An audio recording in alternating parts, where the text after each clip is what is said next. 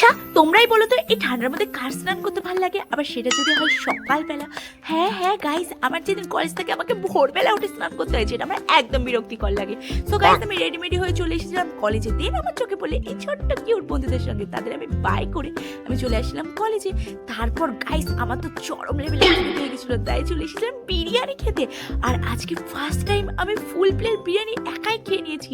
কি জানি আমার পেটে আজকে রাক্ষস এসেছিল নাকি দৈন্য দানব কি এসেছিল আমি সত্যি জানি না। সো গাইস আমি আর এই বিরিয়ানি খেয়েও আমার পেট ভরছিল না, তাই আমি আবার অন্য একটা খাবার খাওয়ার সন্ধানে বেরিয়ে পড়েছিলাম। আচ্ছা তোমরাই বলো এত খিদে পাওয়ার কারণটা কি, তোমরাই গেস করো।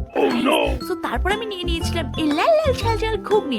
আমার ঘুগনি অতটাও ফেভারিট না গাইস, কিন্তু মাঝে মধ্যে একটু খাই। তো আজকে আমি ঘুগনি নিয়ে নিয়েছিলাম, সেটা আমি খেয়েছিলাম, বাট ওটা খুব টেস্টি ছিল।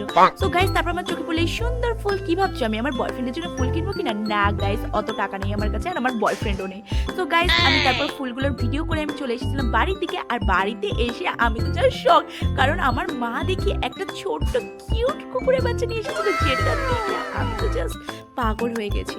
সো গাইস আমার ভিডিওটা যদি ভালো লাগে একটা সাবস্ক্রাইব করে দিও, আর লাইক কমেন্ট করতে একদম ভুলো না। বাই, দেখাবে next video. Tata, bye bye.